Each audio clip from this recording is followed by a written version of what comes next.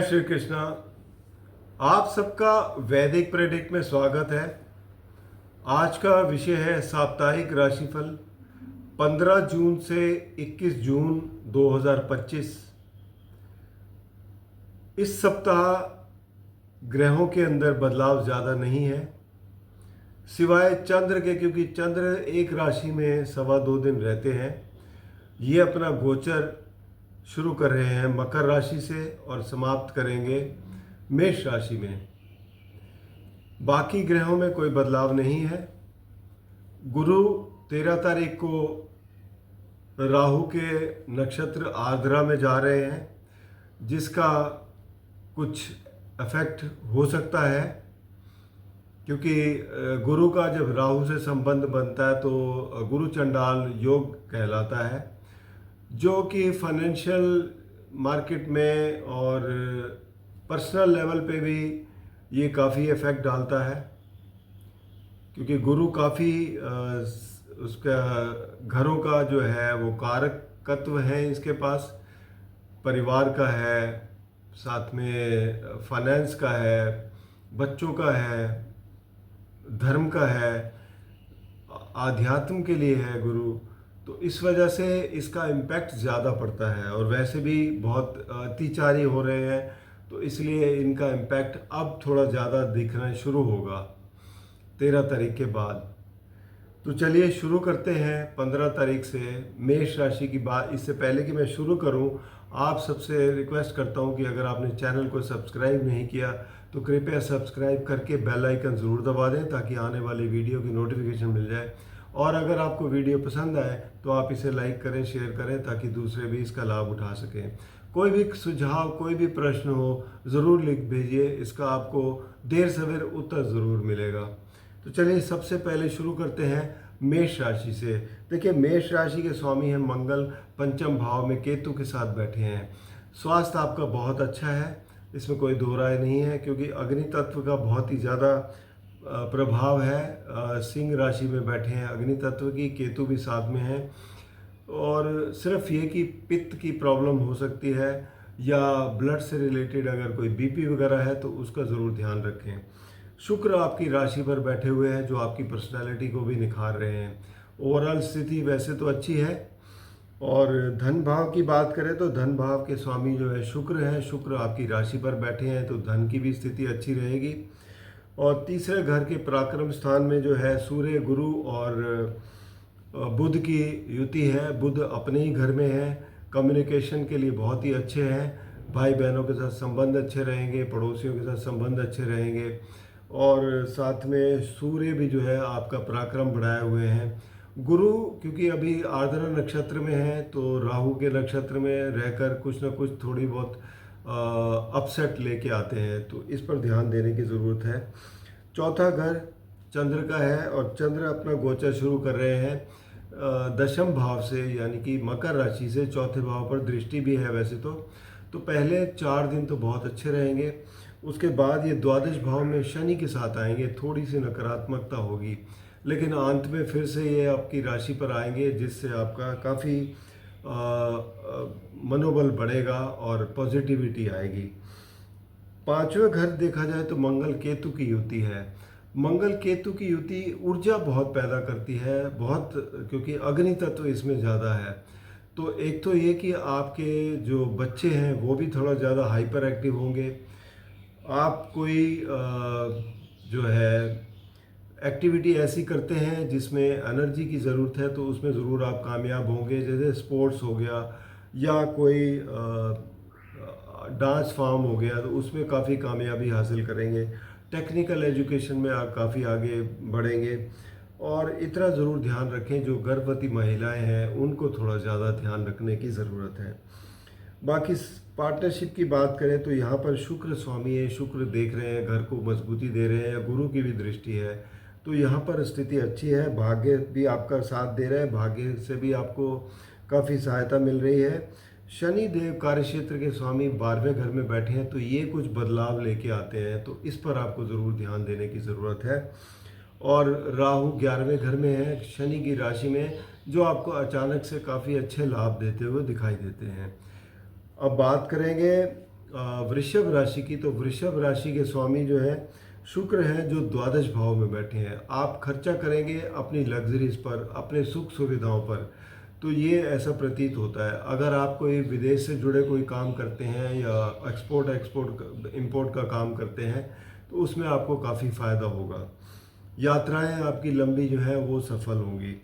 बाकी देखा जाए तो धन भाव की स्थिति में देखा जाए मरकरी अपने ही घर में बैठे हैं, वाणी बहुत अच्छी होगी आपकी, धन का आगमन होगा और पारिवारिक स्थिति काफ़ी अच्छी रहेगी।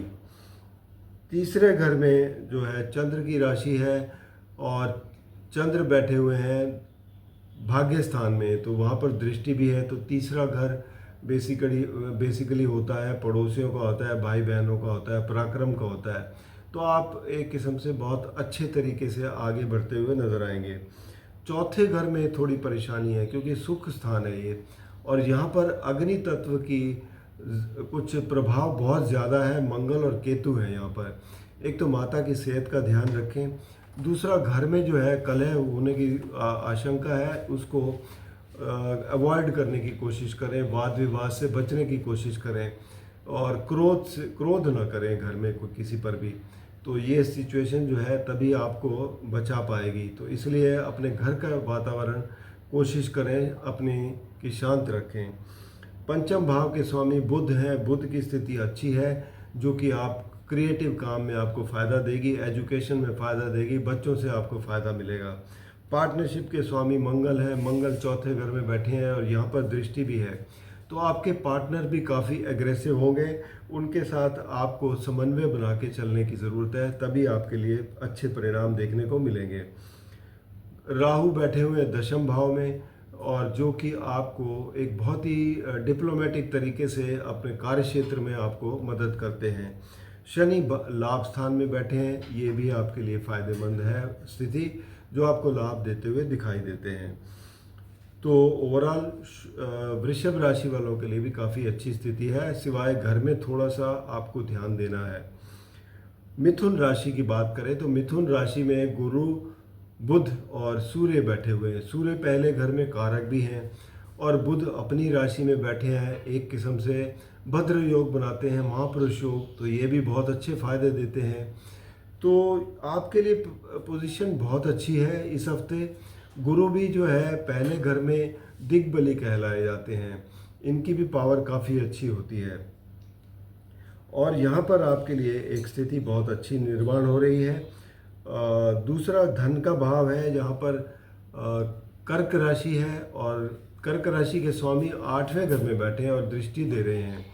खैर वो तो 2 दिन की बात है, उसके बाद ये नवम, दशम और एकादश भाव में जाएंगे, वहाँ पर इनकी स्थिति काफ़ी अच्छी रहेगी। ओवरऑल धन की स्थिति अच्छी है, आपकी वाणी अच्छी रहेगी, खाने पीने में रुचि रहेगी आपकी। तीसरे घर में मंगल और केतु की युति है, यहाँ पर अग्नि तत्व बहुत ज़्यादा होने से आपका पराक्रम जो है बहुत ही ऊंचाई पर होगा। और आपको सिर्फ करना क्या है, अपने साथ के जो लोग काम करते हैं या अपने भाई बहनों के साथ व्यवहार थोड़ा सा नरम रखना है, क्योंकि उनके साथ अगर व्यवहार थोड़ा सा गलत होगा तो आपको परेशानियां क्रिएट करेंगे, तो इस बात का ज़रूर ध्यान रखें। वैसे पराक्रम में आप काफ़ी आगे बढ़ के काम करते हुए नजर आएंगे। चौथा घर देखा जाए तो सुख स्थान है, बुध मालिक है, बुध की स्थिति अच्छी है, तो यहाँ पर आपको सुख में कोई कमी नहीं है। पंचम भाव जो कि शुक्र का है, शुक्र एकादश भाव में बैठे हैं, अपनी राशि को भी देख रहे हैं, तो ये भी एक बहुत अच्छा क्रिएटिव काम करते हुए दिखेंगे। एजुकेशन में अच्छा करेंगे, आर्ट्स की कुछ चीज़ें हैं क्रिएटिविटी में, तो उसमें आप काफ़ी नाम कमाएंगे, आपका नेम फेम होगा, लाभ आपको काफ़ी मिलेगा उन सब चीज़ों से। और सप्तम भाव देखा जाए तो यहाँ पर आपके पार्टनरशिप है और स्वामी हैं गुरु बैठे हुए हैं आपकी राशि पर, मिथुन राशि में, और दृष्टि दे रहे हैं, तो पार्टनरशिप में भी ग्रोथ दिखाई देती है। ओवरऑल स्थिति काफ़ी अच्छी है। भाग्य स्थान के मालिक जो है वो शनिदेव हैं और साथ ही में 8वें घर के भी मालिक हैं। शनिदेव जो है वो दशम भाव में बैठे हैं, तो दशम भाव के शनि आपको काफ़ी आगे उसमें काम में बहुत ही सहजतापूर्ण आगे बढ़ाते हैं। राहु भाग्य स्थान में बैठे हैं, जो आपको काफ़ी मदद कर रहे हैं आपके यात्राओं में, या आपको जो भी आप एजुकेशन के हायर एजुकेशन में लेते हैं पार्ट, उसमें आपको कामयाबी दिलाते हैं। और एकादश भाव में शुक्र बैठे हैं जो आपको अच्छे लाभ दे रहे हैं। तो मिथुन राशि वालों के लिए भी सप्ताह काफ़ी अच्छा है। अब कर्क राशि वालों की बात करें तो कर्क राशि के लिए स्वामी जो है वो चंद्र है जो सप्तम भाव में बैठे हैं। इसका मतलब ये है कि आप लोगों तक पहुंचेंगे, उनसे अपनी बात असरदार तरीके से कह सकेंगे। ओवरऑल स्थिति आपके लिए काफ़ी अच्छी है। चंद्र का गोचर यहाँ से लेके दशम भाव तक होगा, जो कि आपको अच्छा रहेगा। हाँ, सिवाय बीच में 2 दिन के लिए, क्योंकि 8वें घर में होंगे, थोड़ा तनाव बढ़ सकता है। दूसरा धन का भाव है। धन के भाव में मंगल और केतु बैठे हुए हैं। अग्नि तत्व की ज़्यादा प्रभाव होने की वजह से धन तो आएगा, लेकिन पारिवारिक में स्थिति में थोड़ा सा आपको ध्यान देने की ज़रूरत है। वाणी आपकी बहुत ही कठोर होगी, उस पर आपको ध्यान देने की ज़रूरत है। खाने पीने में भी ध्यान रखें, कोई ऐसी चीज़ें ना खाएं जिससे आपको एसिडिटी की प्रॉब्लम हो। तो ये सब चीज़ों का आपको ध्यान रखना है। तीसरा घर देखा जाए तो बुध के राशि है, और बुध जो है वो बैठे हुए हैं आपके द्वादश भाव में। तो द्वादश भाव में बुध की स्थिति कमज़ोर होती है। इसका मतलब पराक्रम में आपको अधिक मेहनत करनी पड़ेगी काम कोई भी निकलवाने में। तो यहाँ थोड़ा सा आपको ध्यान देने की ज़रूरत है। चौथा घर, इसके स्वामी शुक्र हैं। शुक्र दशम भाव में बैठे हैं और यहाँ पर दृष्टि भी पड़ रही है। तो यहाँ पर चौथे घर में सुख वृद्धि हो रही है। पंचम भाव मंगल का है। मंगल दूसरे घर में बैठे हैं। धन का लाभ तो होगा, लेकिन वही है जैसे मैंने बताया, वाणी पर ध्यान देना है। पार्टनरशिप के घर में देखें तो यहाँ पर शनि की राशि है, और शनि जो है सप्तम और 8वां घर के स्वामी होकर नवम भाव में बैठे हैं। तो ठीक ठाक है, पार्टनरशिप भी ठीक चलेगी, कोई दिक्कत नहीं है। 8वें घर में राहु बैठे हुए हैं जो आपको अचानक से धन लाभ देते हैं और अचानक से कोई भी रिजल्ट देते हैं। तो ध्यान रखने की ज़रूरत है कि किस तरीके के हैं। कई बार क्या होता है कि अचानक से नुकसान भी देते हैं, लेकिन इनके ऊपर कोई कुप्रभाव नहीं है, जिस वजह से उसकी आशंका कम है। कार्य क्षेत्र में देखा जाए तो आपके शुक्र बैठे हुए हैं। तो एक शुक्र जो है मंगल की राशि में, सम राशि में है, जो आपको अच्छे फायदे देते हुए दिखाई देते हैं। एकादश भाव के स्वामी जो है वो भी शुक्र है, जो दशम भाव में पावरफुल स्थान में बैठे हैं। तो लाभ भी आपको अच्छा होने वाला है। तो ये था कर्क राशि के लिए सप्ताह काफ़ी अच्छा है। बस आपको अपनी वाणी पर ध्यान देना है, पारिवारिक स्थिति पर ध्यान देना है। अब बात करेंगे सिंह राशि की। सिंह राशि के स्वामी सूर्य हैं।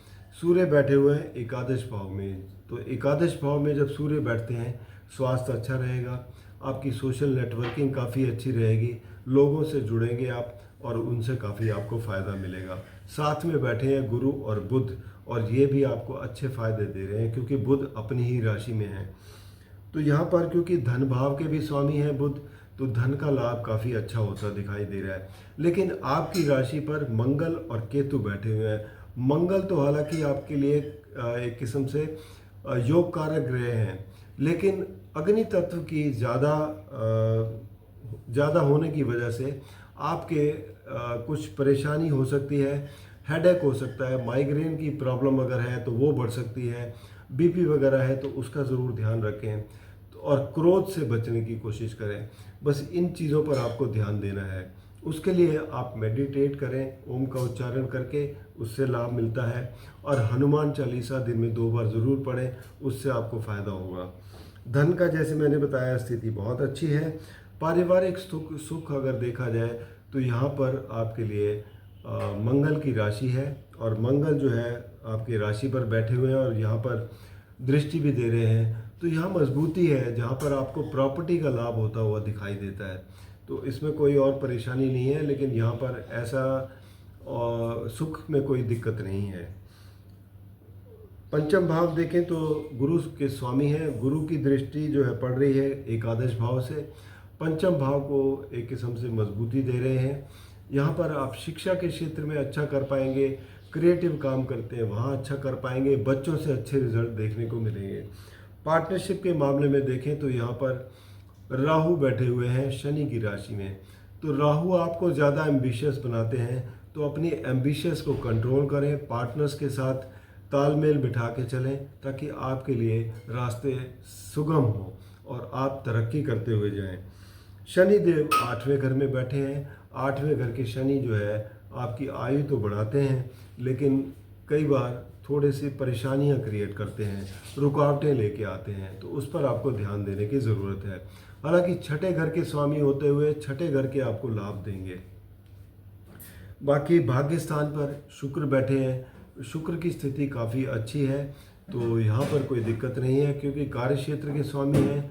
नवम भाव एक पावरफुल त्रिकोण स्थान है, तो कार्य क्षेत्र में आपको काफ़ी लाभ देंगे। ये आपको काम आपके बड़े सही तरीके से चलते रहेंगे। एकादश भाव के स्वामी जो हैं वो बुध हैं, जैसे मैंने बताया लाभ आपका काफ़ी अच्छा रहेगा। तो ये था सिंह राशि वालों के लिए। अब बात करेंगे कन्या राशि के लिए। तो कन्या राशि के स्वामी जो है बुध हैं, और बुध जो है दशम भाव में बैठे हैं, और दशम भाव एक बहुत ही पावरफुल केंद्र स्थान है। यहाँ पर बुध की स्थिति बहुत अच्छी है, एक महापुरुष योग बना रहे हैं, भद्र योग जिसे कहते हैं, और गुरु और सूर्य भी साथ में हैं। तो यहाँ पर कार्य क्षेत्र में आपकी स्थिति बहुत अच्छी है। गुरु की दृष्टि धन भाव पर है, जो धन भी वृद्धि कर रहे हैं। इन सब ग्रहों की चौथे स्थान पर है, जो सुख में वृद्धि कर रहे हैं। तो ओवरऑल देखा जाए तो कन्या राशि वालों के लिए स्थिति काफ़ी अच्छी है। द्वादश भाव में मंगल और केतु की युति है, जो आपके सबकॉन्शियस माइंड में कोई ना कोई एक तनाव सा बना हुआ है, उसको आप दूर करें, क्योंकि वो एक ऐसी चीज़ है कि जो आपको लगातार परेशान किए रहेगी। उसके लिए आप मेडिटेट करें, ओम का उच्चारण करके, उससे आपको फ़ायदा होगा। और बाकी आप गणेश जी की आराधना कर सकते हैं, जो ताकि आपके विघ्न दूर हों। धन भाव की बात करें तो धन भाव के स्वामी शुक्र हैं। शुक्र 8वें घर में बैठे हैं, धन भाव पर दृष्टि भी है, तो धन की कोई कमी नहीं होगी। चौथा घर सुख स्थान है। सुख स्थान के मालिक जो है वो गुरु है। गुरु की दृष्टि पड़ रही है, जो वृद्धि कर रहे हैं सुख में भी। और पंचम भाव यहाँ पर देखा जाए तो शनि की राशि है, और शनि जो है सप्तम भाव में बैठे हैं, जो तो ओवरऑल स्थिति आपके लिए यहाँ पर भी अच्छी है। सहजता से आप आगे बढ़ेंगे और अपने काम करते हुए चले जाएंगे। पार्टनरशिप के मामले में भी आपका जो है एक सामान्य सा स्थिति रहेगी, कोई, क्योंकि शनि देव जो है बहुत ही आराम से सहजता से आपके काम बनाते हुए जाएंगे। राहु बैठे हुए हैं आपके छठे घर में। राहु छठे घर में शत्रुअंता होते हैं, जो आपको काफ़ी अच्छे एक किस्म से शत्रुओं से विजय दिलाते हैं, रोग रिपु इनसे बचाते हैं। भाग्य स्थान के मालिक जो है वो शुक्र है। शुक्र की स्थिति जो है अष्टम भाव में है। तो अब भाग्य स्थान के स्वामी अगर अष्टम भाव में हैं तो यहाँ थोड़ी सी कमज़ोर स्थिति है, तो भाग्य उतना मजबूत नहीं है, जो साथ नहीं दे रहा उतना। कार्य क्षेत्र में बहुत अच्छी स्थिति है, कार्य क्षेत्र में कोई कमी नहीं है। एकादश भाव चंद्र की राशि है, और चंद्र जो है वो पंचम भाव में बैठे हैं, दृष्टि पड़ रही है, उसका आपको लाभ मिल रहा है। तो यहाँ पर आपके लिए कन्या राशि वालों के लिए थोड़ा बहुत परेशानियाँ हैं, बाकी बहुत कुछ अच्छा भी है। तो जहाँ पर परेशानी है उसका निवारण करें, और बाकी सप्ताह आपके लिए काफ़ी अच्छा है। अब बात करता हूँ तुला राशि की। तुला राशि के स्वामी है शुक्र, जो कि सप्तम भाव में बैठे हैं, दृष्टि पर पड़ रही है, तो बहुत अच्छी स्थिति है तुला राशि वालों के लिए। वैसे भी बाकी ग्रह भी बहुत अच्छे बैठे हुए हैं। आपके काम बहुत अच्छी तरीके से निकलेंगे, लोगों से आपको सहायता मिलेगी, आप जो भी कॉन्ट्रैक्ट करना चाहते हैं उनके साथ बहुत अच्छी स्थिति रहेगी। बिजनेस काफ़ी आगे बढ़ता हुआ दिखाई देगा, स्वास्थ्य भी अच्छा रहेगा। इसके बाद धन भाव की बात करें तो मंगल स्वामी हैं। मंगल केतु के साथ 11वें घर में बैठे हैं, तो ये एक किस्म से इनकी जोड़ी जो बाकी सबको परेशान कर रही थी, आपके लिए बहुत ही फ़ायदा दे रही है। तो यहाँ पर इस वजह से ये चेंज हो जाती है सिचुएशन, जैसे जैसे घर चेंज होते हैं वैसे सिचुएशन चेंज हो जाती है। 11वां घर ऐसा है कि जितने भी कोई भी क्रूर ग्रह भी बैठे हो तो वो भी आपको फ़ायदा देते हैं। तो यहाँ बहुत ही अच्छी स्थिति है आपके लिए, आपको धन का लाभ देंगे। इसके बाद आपके पराक्रम स्थान की बात करें, जो कि गुरु है, वहाँ पर स्वामी गुरु बैठे हुए हैं आपके तीसरे नवम भाव में। नवम भाव से दृष्टि पड़ रही है, तो अपने घर को वो दे रहे हैं, मजबूती दे रहे हैं, तो पराक्रम आप कर पाएंगे, अच्छी तरीके से आगे बढ़ते हुए दिखाई देंगे।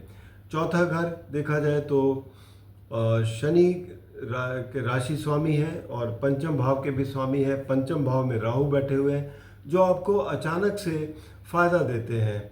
स्पेकुलेटिव एक्टिविटीज़ में, शेयर मार्केट में जो इस तरीके के फ़ायदा देते हैं।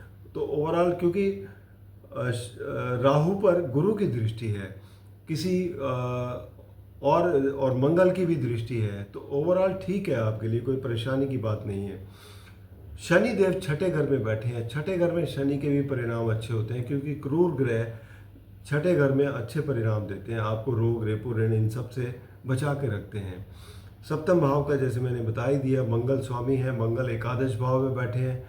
पार्टनरशिप में भी ग्रोथ होती हुई दिखाई देगी, आपके बिजनेस आगे बढ़ते हुए नजर आएंगे। आठवें घर जो कि स्वामी है शुक्र स्वामी है, और शुक्र सप्तम भाव में बैठे हुए हैं। ओवरऑल स्थिति ठीक है। नवम भाव के स्वामी बुध हैं। बुध नवम भाव में ही बैठे हैं, भाग्य भी मजबूत है।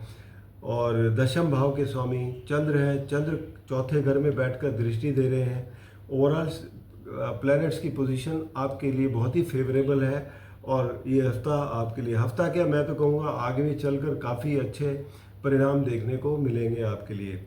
अब बात करेंगे वृश्चिक राशि की। वृश्चिक राशि के स्वामी मंगल है। मंगल काफ़ी समय से कर्क राशि में बैठे हुए थे, और अब ये सिंह राशि में दशम भाव में आए, केतु के साथ बैठे हैं।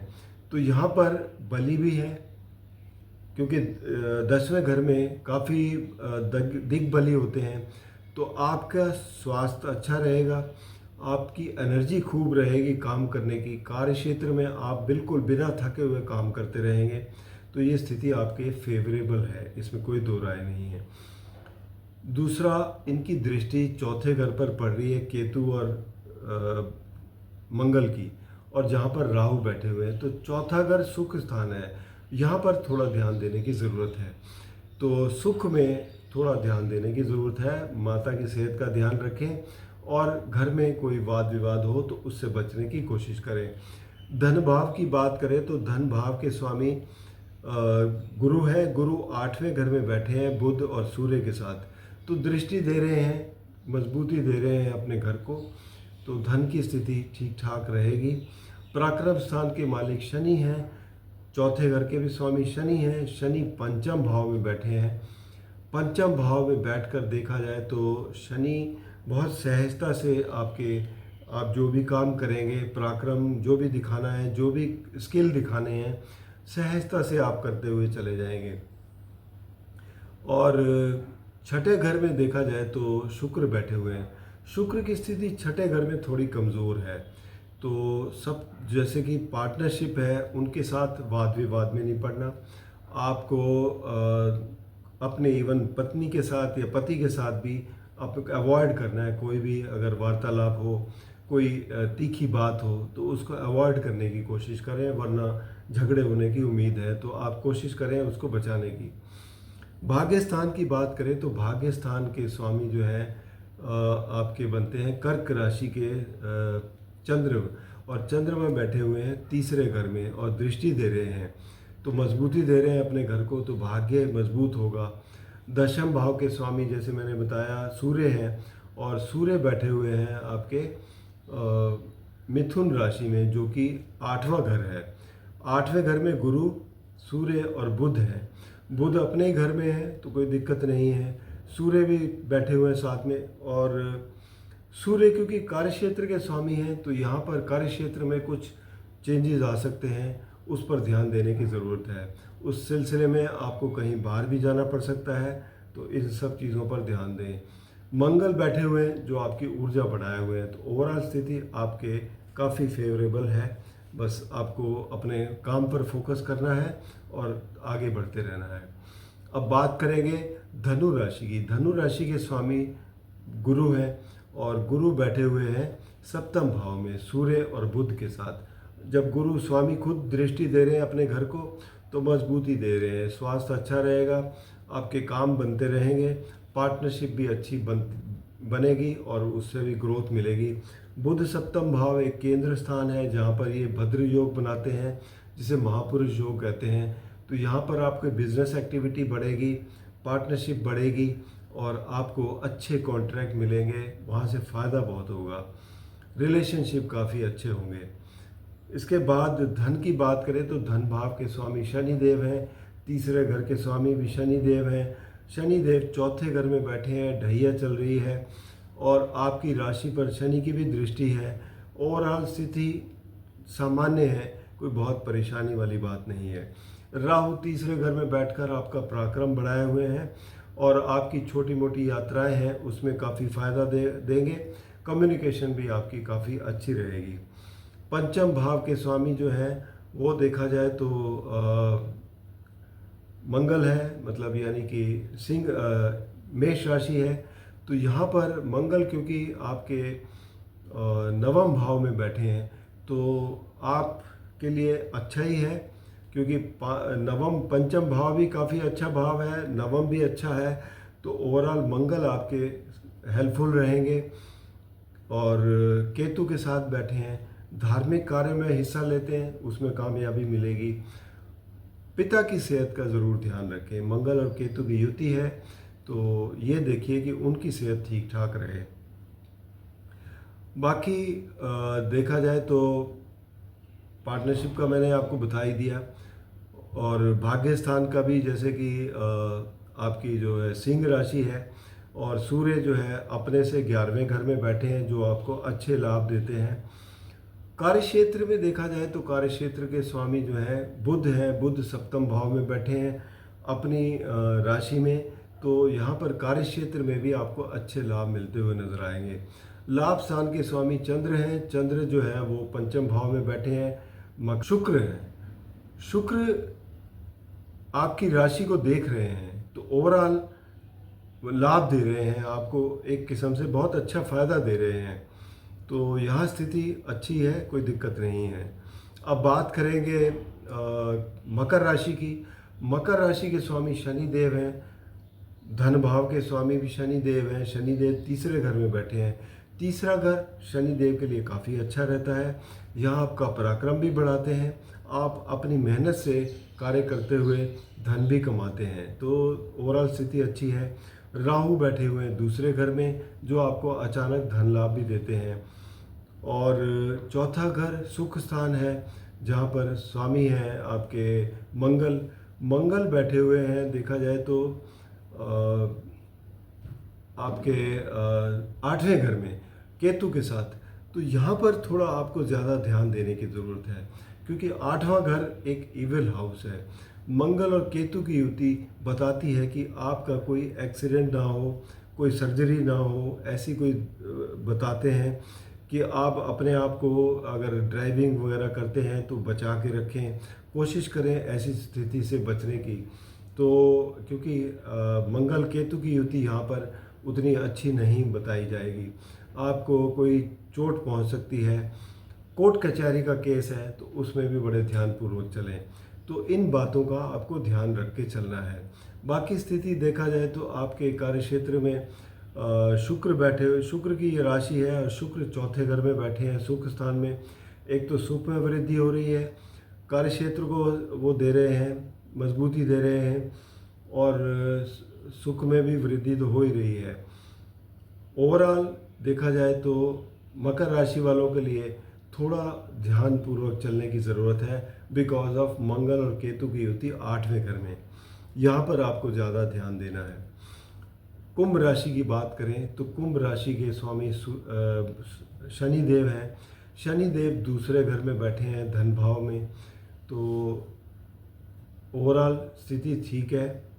आपकी राशि पर राहु बैठे हुए हैं, आप ओवर एम्बिशियस होते हैं और शनि देव जो है आपको धन भाव में बैठे हैं तो धन तो आएगा आपके पास क्योंकि सम राशि में बैठे हैं। पारिवारिक स्थिति भी ठीक ठाक रहेगी और जहाँ तक बात है आपके वाणी की, तो वाणी थोड़ा सा, क्योंकि शनि जहाँ बैठे होते हैं तो वहाँ ऐसे होते हैं, ड्राई होती है एक किस्म से, आपकी वाणी में उतना प्रभाव नहीं रहता, या रुक रुक कर बोलते हैं, तो ऐसी स्थिति पैदा होती है। उसके बाद अगर देखा जाए पराक्रम स्थान के स्वामी जो है वो है आपके मंगल। और मंगल क्योंकि छठे घर में बैठे हैं, इसके सॉरी सप्तम भाव में बैठे हैं केतु के साथ, तो यहाँ थोड़ी सी परेशानी हो सकती है, क्योंकि मंगल जो है सातवें घर में केतु के साथ है। पार्टनरशिप में प्रॉब्लम है, यहाँ पर लड़ाई झगड़े हो सकते हैं, पार्टनरशिप टूट सकती है, क्योंकि मंगल और केतु की युति ऐसा ही बताती है। पति पत्नी के रिश्तों में भी अगर आपकी कोई बहुत लंबे समय से चल रही है तो प्रॉब्लम खड़ी हो सकती है, यहाँ आपको खास ध्यान देने की ज़रूरत है। तो यही एक एरिया है जहाँ आपको ध्यान देने की, हालांकि गुरु की दृष्टि पड़ रही है जो आपको थोड़ा सा गुरु की दृष्टि नहीं, आपको थोड़ा सा ध्यान देने की ज़रूरत है यहाँ पर अपने पार्टनरशिप को बचाने के लिए, चाहे वो पति पत्नी का रिश्ता हो या बिजनेस पार्टनरशिप हो। पराक्रम के स्थान में कोई दिक्कत नहीं है, हालांकि मंगल आपके पराक्रम के लिए तो अच्छे ही होते हैं। चौथा घर शुक्र की राशि है, और शुक्र जो है वो देखा जाए तो तीसरे घर में बैठे हैं पराक्रम स्थान में, और शुक्र की दृष्टि भाग्य स्थान पर पड़ रही है तुला राशि पर, तो भाग्य को मजबूती दे रहे हैं। ओवरऑल देखा जाए तो कुंभ राशि वालों के लिए बस एक ही पॉइंट है कि अपनी पार्टनरशिप को बचा लें या पति पत्नी के रिश्तों को बचा लें, यहाँ पर प्रॉब्लम है। तो इससे बचने के लिए आप हनुमान जी की शरण में जाएं, हनुमान चालीसा दिन में 2 बार ज़रूर पढ़ें, मंगलवार को सुंदरकांड का पाठ करें, उससे आपको सहायता मिलेगी। अब बात करेंगे मीन राशि की। मीन राशि के स्वामी गुरु हैं, और गुरु जो है वो बैठे हुए हैं मिथुन राशि में, यानी कि चौथे घर में। और चौथे घर में बेसिकली देखा जाए तो एक सुख स्थान है, तो यहाँ पर गुरु की स्थिति अच्छी है, सुख में वृद्धि करेंगे। बुध साथ में बैठे हैं, बुध अपनी राशि में है, तो यहाँ पर एक महापुरुष योग भी बनाते हैं, भद्र योग। तो सुख भाव में से आपको फायदे मिलते हैं, प्रॉपर्टी में लाभ होगा, घर में सुख शांति रहेगी। इसके अलावा आपकी राशि पर शनि देव बैठे हुए हैं, जो आपको सहजता से आगे बढ़ाते हैं, आपके काम चलते रहेंगे। राहु बैठे हुए हैं 12वें घर में, जो आपकी हो सकता है आपकी विदेश यात्रा करें या लंबी यात्राओं पे जा सकते हैं, और दूसरा खर्चे भी काफ़ी करवाएंगे। धन भाव के मालिक हैं मंगल, और मंगल बैठे हुए हैं छठे घर में केतु के साथ। तो यहाँ पर स्थिति ऐसी है कि मंगल और केतु छठे घर में आपको काफ़ी अच्छे परिणाम देंगे, धन में भी वृद्धि करेंगे, दुश्मनों से भी बचाएंगे। तो यहाँ पर स्थिति आपके लिए ओवरऑल ठीक है। तीसरे घर के स्वामी देखा जाए तो शुक्र है, और शुक्र जो है वो धन भाव में बैठे हैं। तो धन भाव में बैठकर बेसिकली एक तो आपकी वाणी भी बहुत मीठी करते हैं, और साथ ही में आपको धन का भी लाभ देते हैं, तो पारिवारिक स्थिति भी काफ़ी अच्छी रहेगी। तो यहाँ स्थिति आपके लिए अच्छी है। शुक्र की दृष्टि 8वें घर पर भी पड़ रही है तुला राशि पर, तो 8वां घर भी इससे प्रभावित होता है, जो अचानक से कोई भी रिजल्ट देने के लिए होता है। तो शुक्र क्योंकि 8वें घर के स्वामी हैं, धन भाव में बैठे हैं, तो धन आएगा भी, लेकिन धन खर्च भी करवा देंगे, अचानक से करवाएंगे। तो ये स्थिति और ऐसे ही बनती है। सप्तम भाव के स्वामी बुध हैं, जो पार्टनरशिप का घर है, पति पत्नी के रिश्तों का है, तो बुध की स्थिति बहुत अच्छी है चौथे घर में, तो इस वजह से पार्टनरशिप भी बहुत अच्छी रहेगी, और आपके पति पत्नी के रिश्ते भी काफ़ी अच्छे रहेंगे। भाग्य स्थान के स्वामी मंगल हैं, मंगल छठे घर में बैठे हैं, तो ओवरऑल मंगल की स्थिति अच्छी है छठे घर में, तो भाग्य भी ठीक ठाक काम करेगा। दशम भाव के स्वामी गुरु हैं, गुरु की दृष्टि भी पड़ रही है यहाँ पर, तो यह कार्य क्षेत्र में भी स्थिति अच्छी है।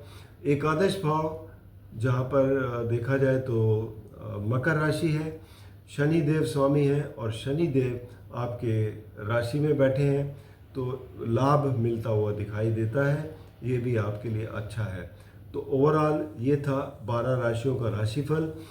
और व्यक्तिगत रूप में अगर आपको कोई भी समस्या है तो आप नीचे दिए गए नंबर पर संपर्क करके अपनी कुंडली का पर्सनल कंसल्टेशन ले सकते हैं। और साथ ही में